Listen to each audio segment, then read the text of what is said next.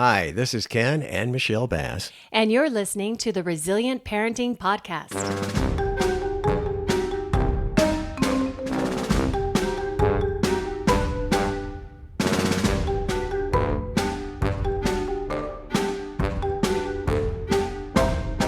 Hello there. I'm just trying to see how deep I can talk on the microphone. How deeply do... No? You want to try it? You look really stupid. I'm sorry. I don't know. That's not a very nice word to say. Sorry if you have children in the car. He looked very silly. Okay. Yeah, I'm not doing that. Thanks. I'll raise the level of my voice. How about that? Is it better? It's so much better. Okay. And also, you stop Less making stupid whatever look. Okay. face you were making my stupid look. It was something. We've been married how long now? Over 27 years. Wow. And we're working on how many episodes of this podcast? What does the episodes have to do with how long we've been married? Is it feel like the same amount of time? Yeah. We're not there yet, but we're getting close to 50. Ooh, about 2/3 my age. I was going to say, when was the last time you were 50, Ken? I remember I was actually there at your 50th. Yes, you were. I was. Yeah. I was like, man, this is old. Because you are a little bit younger than me. Oh, just a little. Yeah. We'll leave it at that. I don't think so. Oh. I don't think we're going to leave it at that. He had to wait till I was of legal age. Plus 10. Plus 10. Plus 10. But we digress because we're getting ready to go on a little trip to McCall. Well, virtually. Oh, okay. You got me all excited. No, just virtually. Wait, are we going to McCall? We need to go to McCall. Yeah, virtually. And just quick reminders, don't forget to follow our Facebook group and tell your friends and family about the Resilient Parenting Podcast. And if you haven't in a while, go to the website and actually look at all the different episodes that we have, because like we just said, we're coming up to 50. And so there's lots of different topics that might fit, your needs now, or maybe someone or maybe someone you're working with. So really check those out. And you can listen to them anytime and anywhere that you find your podcast. True. Very true. Thank you very much. Excuse me. Thank you. Oh, my goodness.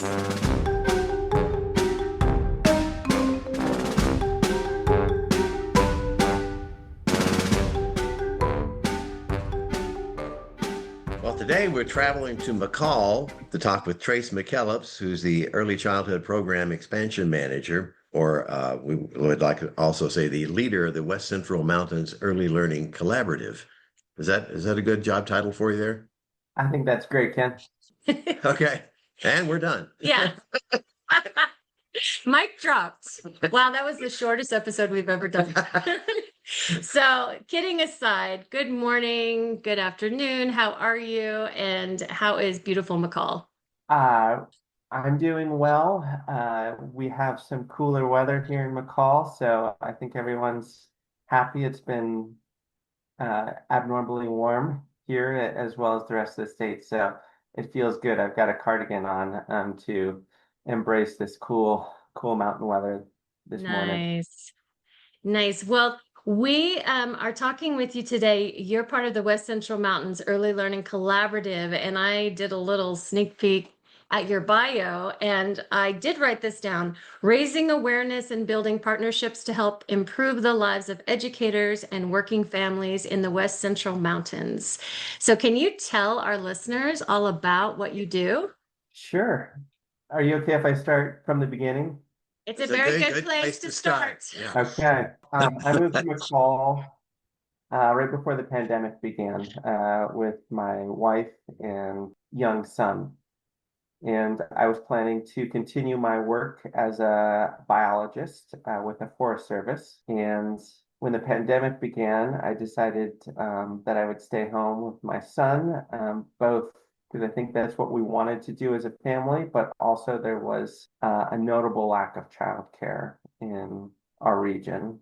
And so it was really during those roughly 2 years that I was at home that I met a lot of families with and parents that were also staying at home with their children And I found more times than not, it was not really by choice, but really they were hampered by the lack of quality, affordable childcare in our region. And it was a stressful time, as everyone knows, the pandemic. But I really did feel from a lot of parents that there was just a sense of urgency and desperation that really impacted me.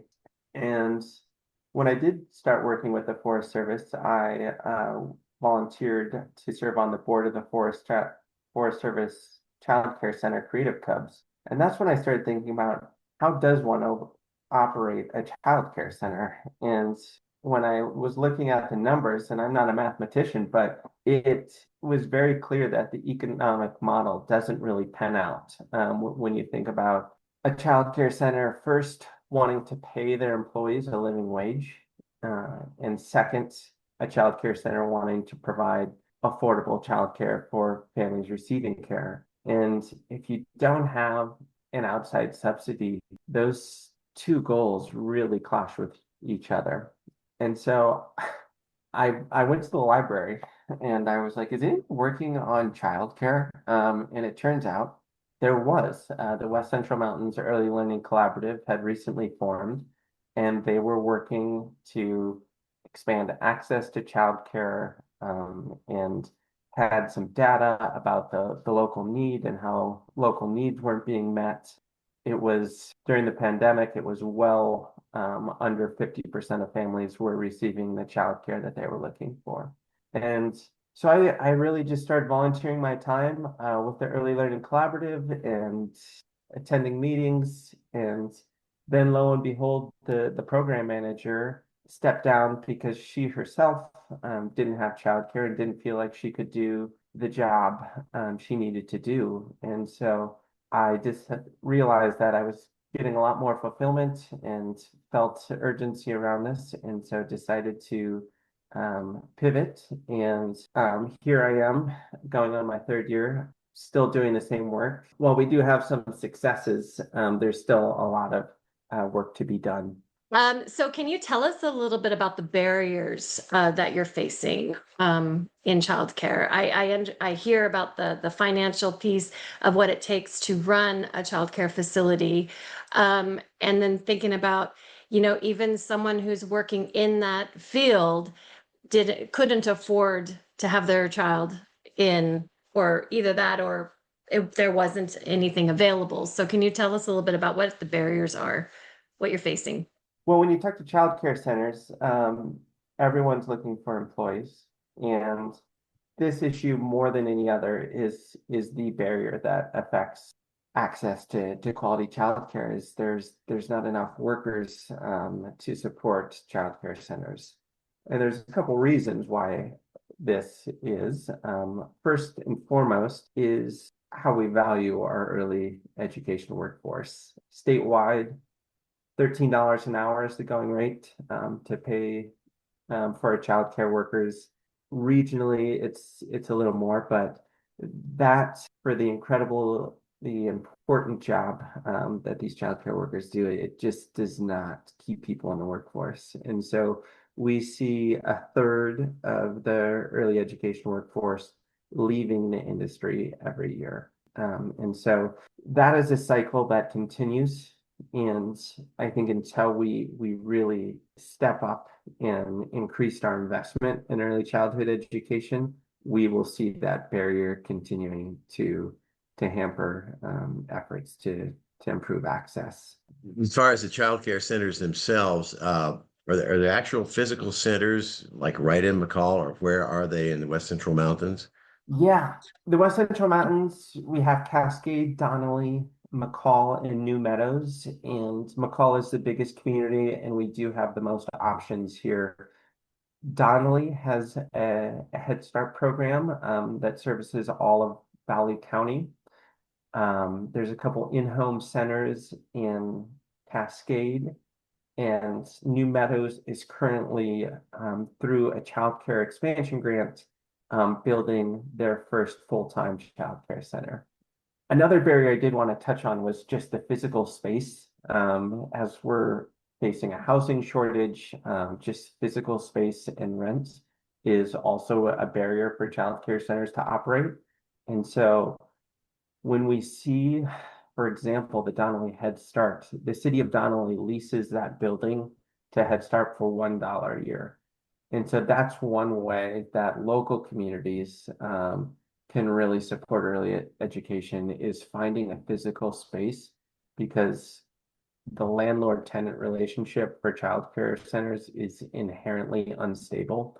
And we see landlords raising rent or selling a building, and then the new owners don't want to have a childcare center. And so we really try and find long-term solutions for the physical space that childcare centers use, because that can quickly close the center if rent goes up or the building is sold. And the cost of location, the cost is everywhere is just skyrocketing. So I can imagine that that is an ongoing issue. So trying to get good quality employees that want to stay, and then also finding a physical space that isn't an arm and a leg. Because at the same time, you're trying to give the best quality care and make it affordable. Yes, exactly. The third barrier is not pricing families out of care, and so that happens in this region. Our full-time centers, you pay anywhere from 600 to 1,100 roughly, so there is a wide range.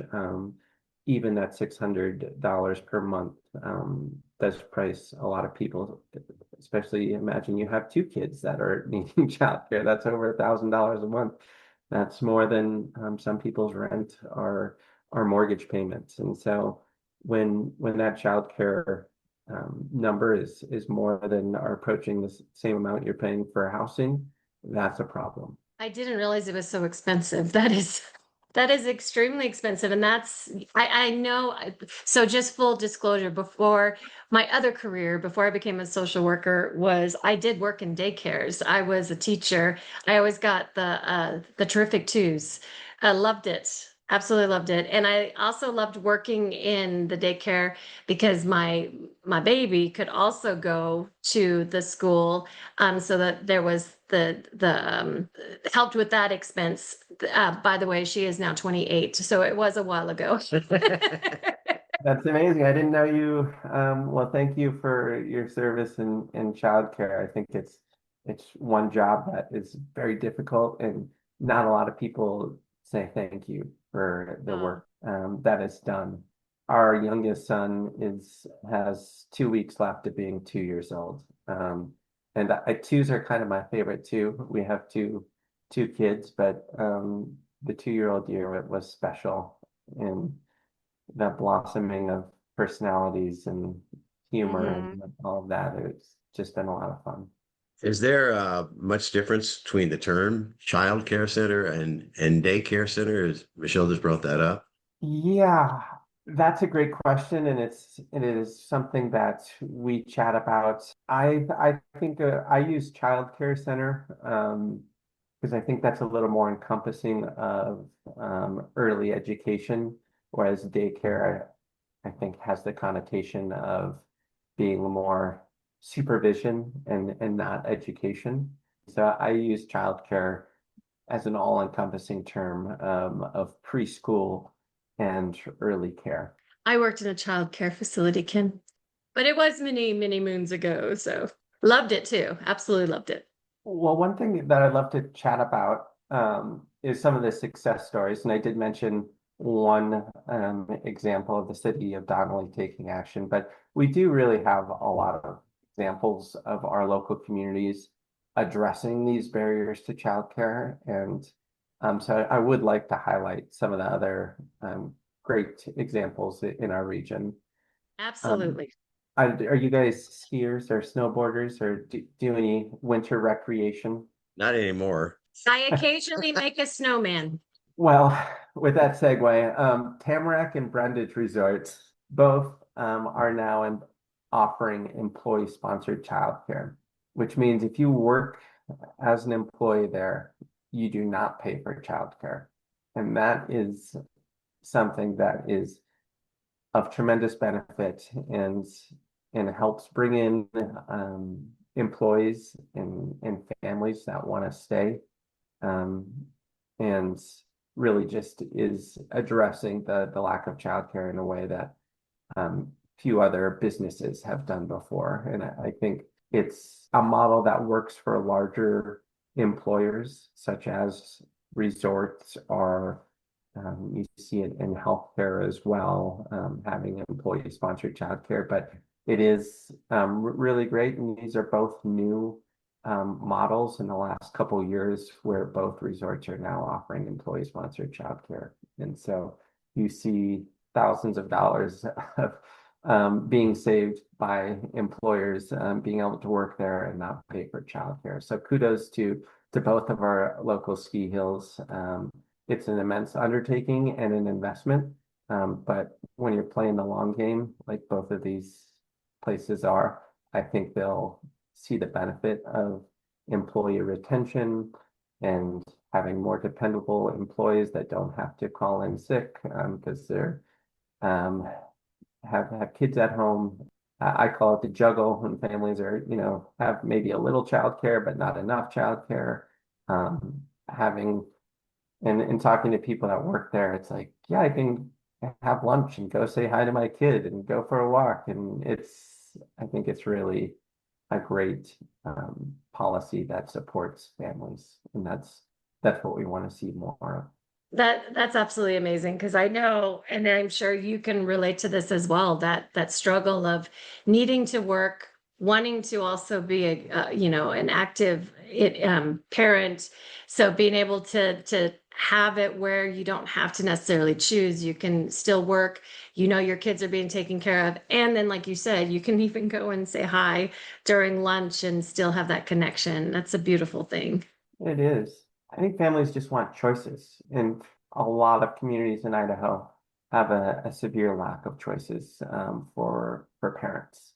And so when we can offer and invest in communities to give parents choices of maybe they want to work full-time, maybe they want to work part-time, but I do think we can do a better job of giving families more choices of staying in the workforce when they have young children. And the ramifications long term can be significant if you are out of the workforce for 4 or 5 years with little ones and you don't get the next promotion, or you're kind of stuck at an entry level job for longer than you should. And so there's a real economic benefit as well for both the employer and employees of having families and parents stay in the workforce. Aside from possibly hearing about this information by listening to our podcast, the families living in some of these areas you've mentioned in West Central Mountains and beyond, how they find out about the child care centers?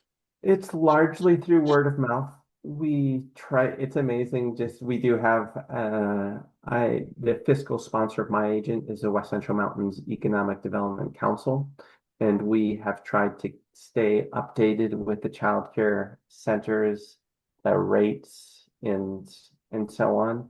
But that is something that is constantly being changed. There's small tweaks. Centers might do just full time and then they do part time. And so it is a challenge to keep that information up to date. It's something that I've tried to do in my work, but what you find is it's mostly word of mouth and families reaching out to the different child care centers. I will say that when I was doing a little research ahead of time, I did see that you had, based on location, you had some identified, and I don't know if it was links directly to their websites.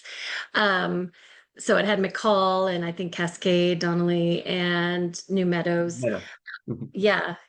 Yeah. So, and New Meadows said currently not, we don't have anything, but now we know that there's something in the works. So you heard it first here. No, just kidding. It's a great success story. The Idaho Workforce Development Council had a child care expansion grant. And so last year, the city of New Meadows applied and received that grant. It was an old drive-through recycling center. It was a pole Okay. barn, and they were able to convert this pole barn into and will be open in a month or two. But I just did a walkthrough a couple weeks ago, but it is a brand new feeling childcare center and after school center. It's going to be a tremendous resource for that community. And Wow. that's the type of thing that can happen again with investment in dollars. It's not an industry that we can expect to thrive on its own, just like any other industry in the state that thrives. Our K through 12 education system, agriculture, they need investments from the state and federal level. And that's what one thing that I really harp on is we need to do a better job of recognizing that fact. So it seemed, and I'm guessing, so if this is incorrect, please correct me, that the amount of investment from a federal and state level for early childhood education is either lacking or is being cut. And if that's true, what are things that, our listeners, local businesses, what are ways that they can help fill the gap or advocate for more funding? First part is yes, we don't, at a state level, we don't invest in early childhood education. We don't have any sort of ongoing fund that supports early education. And we're one of a few states that does not do this. And so all the funding that we see comes from the federal level, but sometimes the state may or may not accept those dollars. And so we really just want to bring awareness that there's federal funds, we need to harness those, and we should also perhaps think about matching at the state level as well. What local communities are doing to address this is I wanted to bring up another example. Roots Forest School is an outdoor preschool. It's been operating in Ponderosa State Park for the last 10 years, and they are a registered nonprofit. And you see childcare centers adopting this model more and more because it's easier to go out and get grants and receive donations. And so they do a great job of reaching out to the community and getting support from local businesses. And the result is that they pay their employees the highest wages out of any childcare center. They offer paid sick leave, free health insurance, and a matching retirement plan. That for a childcare center is not the norm. And so seeing a local preschool do that fills me with immense pride and shows what is possible. That is one center out of 5 or 6. And so thinking of offering employees that across the board and not just at Roots Forest School, that's why I get up in the morning. I would love to see our employees feel valued, both at a level that they feel from the families receiving care, but also just their compensation. And it's woefully inadequate. And I'm happy to be doing this work, and I have just really excited to continue doing this work at the regional level, because we do know there's a long way to go. Well, that gives me hope. Just some, like looking at some initiatives that are happening and that are successful. And I've been taking notes, so I will make sure that as much as I can, we'll put these in the show notes for listeners to be able to connect. And then you work within West Central Mountains. For those that are outside your area, is there a place or, statewide that is doing similar work, or what's the best course of action? Yeah, well, I lead the West Central Mountains Early Learning Collaborative. There's over 20 different early collaboratives around the state. And so I would Idaho AEYC, the Association for the Education of Young Children, is a great place to find resources for both childcare and families who are looking for supports. I would refer to Idaho AEYC for families looking for extra resources. Perfect. And we're very familiar with them. We've had a couple different amazing folks from that organization on our show. Thank you so much for spending this time with us. And it's really great information that I think that, this is a community effort, just, like supporting families. And I know childcare is super important and needed. And there's lots of different ways that people can get involved to support that work moving forward. So thank you. All right. Thanks, Michelle. Thanks, Ken. You're welcome, Trace. Thank you.